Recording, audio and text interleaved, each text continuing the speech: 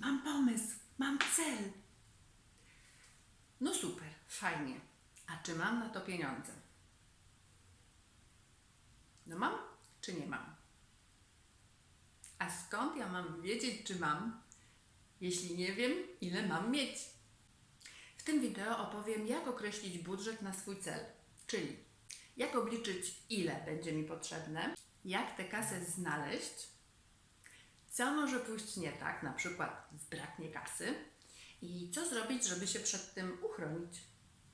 Kiedy mam przed sobą jakiś cel, jakieś wyzwanie, jakiś swój projekt, to pewne jest, jak w banku, nomen omen, że będę musiała coś za to zapłacić.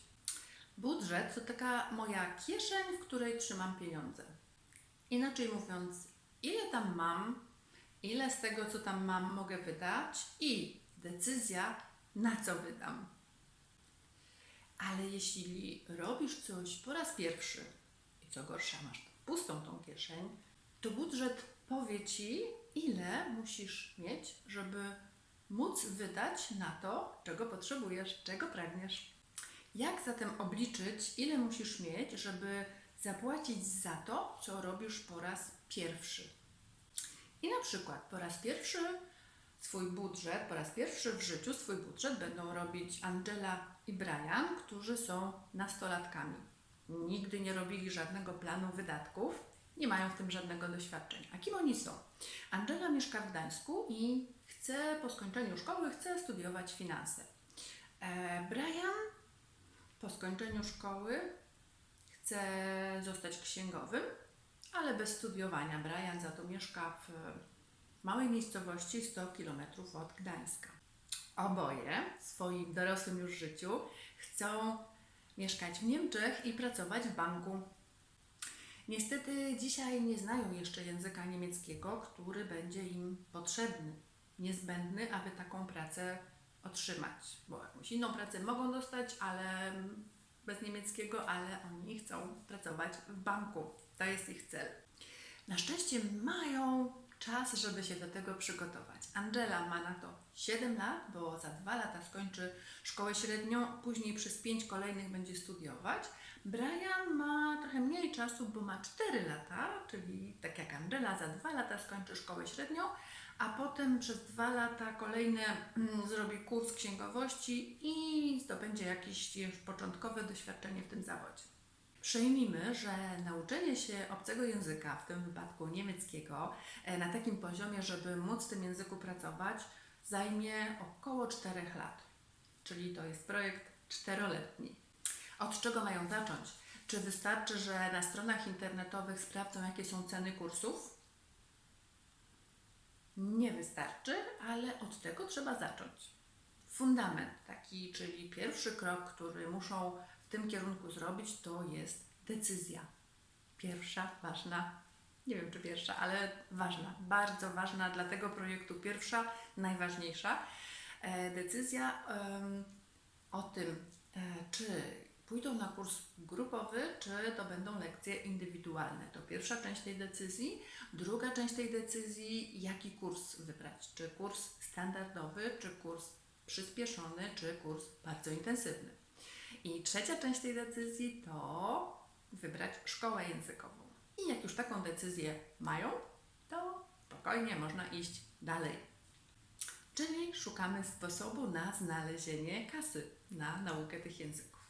Angela mogłaby poprosić rodziców, ale nie chce ich martwić tym, że planuje wyjechać do Niemiec i tam mieszkać. Brian natomiast nie może poprosić rodziców, ponieważ nie są zamożni. Zatem oboje nastolatkowie będą musieli znaleźć środki na naukę języka niemieckiego samodzielnie. Od czego powinni zacząć? No właśnie od obliczenia, ile muszą mieć, żeby móc sfinansować swoją naukę. To jest projekt 4-letni, pamiętajmy. W budżecie Angeli na ten cel będzie cena kursu, który ona sobie wybierze. W budżecie Briana podobnie, cena kursu, który on sobie wybierze, plus jeszcze cena kursu księgowości. Ok, kwota z grubsza skalkulowana, teraz pytanie, jak ją zdobyć? Ponieważ żadne z nich nie ma oszczędności. Rodziców albo nie chcą, albo nie mogą poprosić o tą kwotę, więc będą musieli podjąć pracę. Ale ponieważ jeszcze chodzą do szkoły i muszą się uczyć, to pracę podejmą w wakacje lub ferie szkolne. I w takim wypadku przez jedne wakacje będą musieli uzbierać kwotę na cały rok szkolny, czyli jakieś tam 9 miesięcy od października do czerwca liczą, 9 miesięcy nauki, żeby na jeden rok mieć, na jeden rok, tak? I ten cykl będzie się powtarzał co roku, bo pracują w wakacje.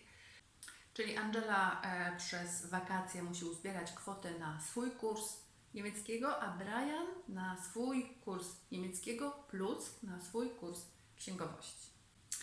O czym mogą nie wiedzieć nastolatkowie, skoro po raz pierwszy przygotowują swój budżet, po raz pierwszy w życiu jakikolwiek budżet i to na projekt 4-letni. Z pewnością sami z siebie nie będą wiedzieć, co do tego budżetu oprócz ceny samego kursu trzeba dodać. A trzeba dodać koszty różnych pomocy naukowych, jak książki, skrypty, zeszyt ćwiczeń, czy nagrania audio, czy cokolwiek innego.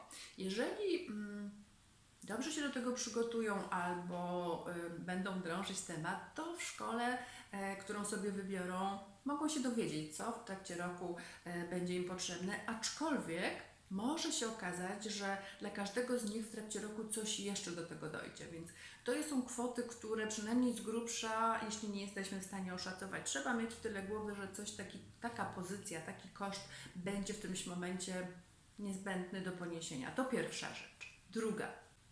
Koszty dojazdów na zajęcia.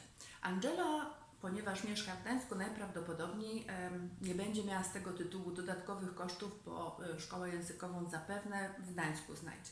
Brian natomiast najprawdopodobniej będzie musiał na zajęcia językowe dojeżdżać, bo bierzemy pod uwagę kurs stacjonarny. Kurs księgowości być może będzie mógł na taki kurs uczęszczać na miejscu. Taki kurs zawodowy może w jego miejscowości lub niedaleko się gdzieś znajdować. I teraz tak, jak on te koszty ma skalkulować? Czym będzie jeździł? Przede wszystkim jak daleko, ile razy w tygodniu i jak daleko będzie jeździł? Czy to będzie rowerem, czy rower wystarczy, czyli bezkosztowo, czy samochodem ktoś go podwiezie, czy będzie musiał sam wydać ze swojej kieszonki na pociąg, autobus, na cokolwiek. Trzecia rzecz, inne dodatkowe koszty, które do budżetu trzeba dodać, a które mogą wystąpić, to są koszty na przykład korepetycji czy innych dodatkowych uzupełniających lekcji, bo może się okazać w trakcie, że jakaś część materiału sprawia trudności i trzeba, albo że chcą, żeby nie opóźniać swojego projektu 4-letniego, że trzeba takie zajęcia wykupić lub dodatkowe konwersacje, bo będą pracować to z ludźmi w Niemczech na miejscu, to dobrze by było w tym języku się swobodnie porozumiewać.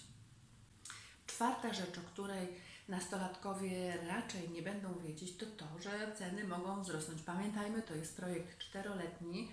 Jeżeli ceny kursu się utrzymają, samego kursu przez rok jeden szkolny, to jest raczej prawdopodobne, ale już książki dodatkowe, czy książki, czy nagrania audio już mogą podrożeć, mogą dojść dodatkowe.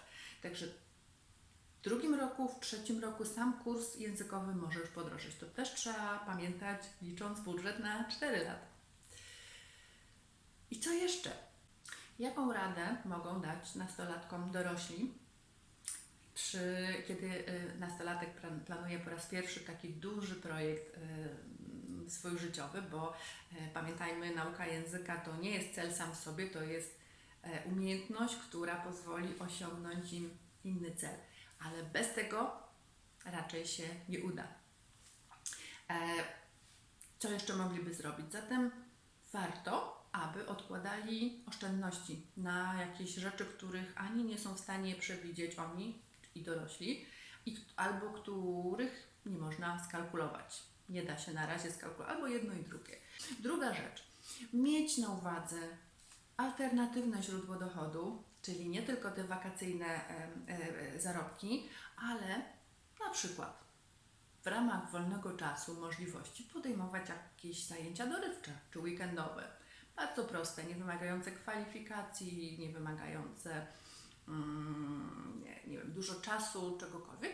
Na przykład takie jak zaopiekować się czy wyprowadzić na spacer psa sąsiadki. A młodzi ludzie, jak są zdeterminowani, widzą przed sobą swój cel, to na pewno takich pomysłów znajdą wiele, jak mogą swój budżet troszeczkę wzmocnić. Co dalej? Teraz zasubskrybuj mój kanał tu, bo w następnym wideo opowiem o tym, co jeszcze musi się znaleźć w budżecie oprócz pieniędzy. Do zobaczenia!